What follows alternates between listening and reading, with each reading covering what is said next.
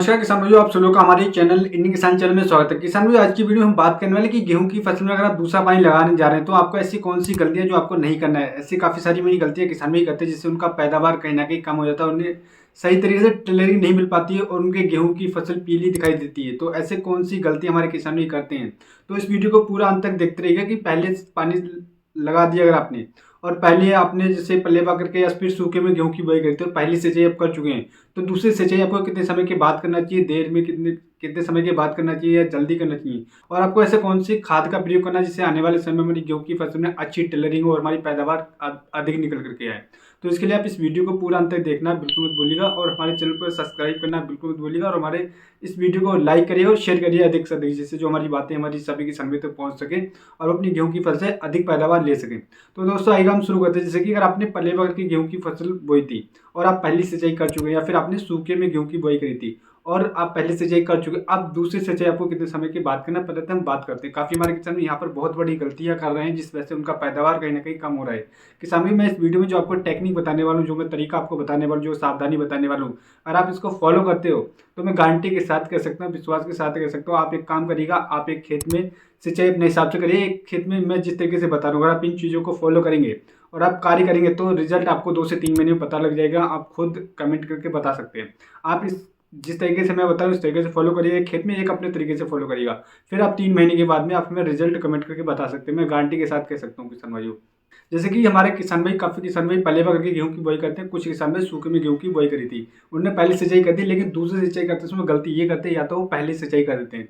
तो किसान भाई ये होता है कि हमारी जो गेहूं की फसल होती है उसको सही तरीके से क्लोरोफिल की मात्रा नहीं मिल पाती है, क्योंकि मौसम ठंडा हो रहा होता है और उसमें काफ़ी सारी आपने देखा कि मौसम क्लाउडी हो रहा होता है और मौसम में आपने देखा कोहरा भी पड़ रहा होता है, मौसम का टेम्परेचर डाउन हो रहा होता है, तो हमारी गेहूं की फसल में क्लोरोफिल की मात्रा कम बनती है, जिस वजह से हमारी गेहूं की अपसेट हो जाते हैं। आपने देखा होगा कि उसकी पत्तियां, जैसे कि जब पत्तियां निकलनी होती है तो 3 से 4 पत्तियां निकल ही पाती हैं पहले सिंचाई करने के बाद में। काफ़ी हमारे किसान में गलती ये करते हैं कि पहली सिंचाई के बाद दूसरी सिंचाई 8 से 10 दिन में कर देते हैं। इससे ये होता है कि सही तरीके से क्लोरोफिल की मात्रा नहीं मिल पाती है और एक पौधे की जो पत्तियों की संख्या होती है वो कम रह जाती है, जिस वजह से उनकी अच्छी टेलरिंग निकल करके नहीं आती है और टेलरिंग कम रह जाती है, पौधा हमारा अपसेट हो जाता है और हमारे गेहूं की फसल पीली भी दिखाई देने लग जाती है। तो इससे काफ़ी हमारी समस्या देखने को मिलती है। पहले सिंचाई करते समय काफ़ी सारे हमारे किसान भी गलती करते हैं कि वो कच्ची सिंचाई कर देते हैं।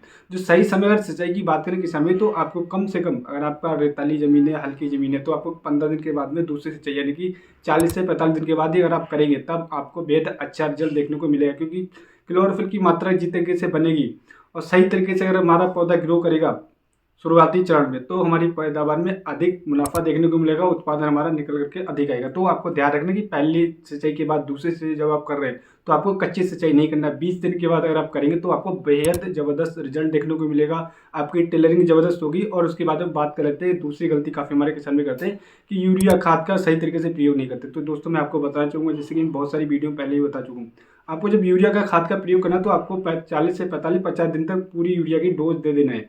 तो आपको पहले यूरिया अगर आप दे चुके हैं पहले सिंचाई में, और उसके बाद में आपको कौन सी चीज़ों का पर कार्य करना। तीसरी गलती हमारे किसान में ये करते हैं कि अगर आप पहले ही सिंचाई में अगर आप कुछ खादों को देना भूल गए बुआई करते समय, अगर आपने सल्फर का प्रयोग नहीं करा था, जिंक का प्रयोग नहीं करा, तो आप इस समय पर जिंक का प्रयोग करना बिल्कुल मत भूलिए, क्योंकि इस समय पर कम से कम आपको 5 से 6 किलोग्राम आपको जिंक सल्फेट लेना है।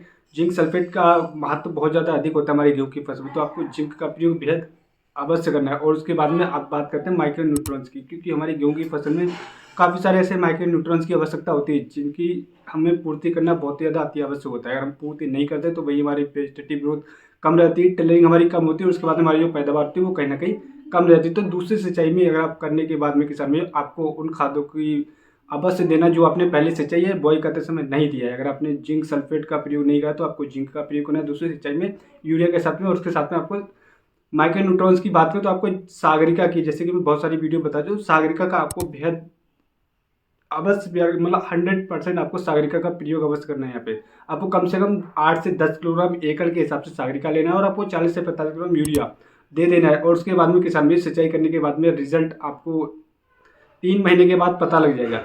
आप एक खेत में आप ये करके देखिएगा, दूसरे खेत में आप अपने हिसाब से करके देखिए, जितने दिन के बाद आप सिंचाई कर रहे हैं तो वो आप अपने हिसाब से करके देखिए और रिजल्ट आपको 3 महीने के बाद पता ही लग जाएगा कि आपका क्या रिजल्ट आपका शीशे की तरह साफ हो जाएगा। तो इस तरीके से अगर आप गेहूं की फसल में कार्य करते हैं और इन गलतियों पे ध्यान रखते हैं। इसमें कोई भी खर्चा नहीं है, बस आपको सही तरीके से टाइमिंग का ध्यान रखना है और सही तरीके से इन चीज़ों का प्रयोग करना है। अगर आप करते हैं तो अपनी गेहूं की फसल से कम 30 से 35% उत्पादन को बढ़ा सकते हैं। आपकी टलेरिंग होगी, आपका खेत एकदम भर जाएगा, मैं गारंटी के साथ कह सकता हूँ। और आपको पीलापन की समस्या आती है, गेहूं कहीं पे छोटा कहीं पे बड़ा देखने को मिलता है, वो समस्या भी देखने को नहीं मिलेगी। तो इस तरीके से आप गेहूं की फसल में कार्य करेंगे तो अपनी गेहूं की फसल से गारंटी के साथ में अधिक पैदावार ले सकते हैं। दोस्तों, एक जानकारी मैं और देना चाहूँगी, गेहूं की फसल में सबसे बड़ी समस्या आती है खरपतवार की। तो हमारे चैनल पर वीडियो पोस्ट हो जाएगी, गेहूं की फसल में जिद्दी खरपतवार, चौड़ी पत्ती के, सगरी पत्ती के खरपतवार आ रहे हो तो उनको एक स्प्रे में आसानी से खत्म कर सकते हैं। हमारे चैनल पर वीडियो पोस्ट हो जी, तो आप उस वीडियो को देख सकते हैं। दूसरे किसान की पहले ही सिंचाई अगर आप कर रहे हैं तो आपको कौन कौन सी खादों का प्रयोग करना है, वो वीडियो हमारे चैनल पर पोस्ट होगी, तो आप उस वीडियो को देख सकते हैं। दूसरा किसान की गेहूं की फसल में यूरिया जिंक का प्रयोग करना चाहते हैं तो क्या सही समय पीरियड है, क्या सही डोज है, तो हमारे चैनल पर ये तीनों वीडियो पोस्ट हुई, तो आप इनमें से कोई भी वीडियो देख सकते हैं।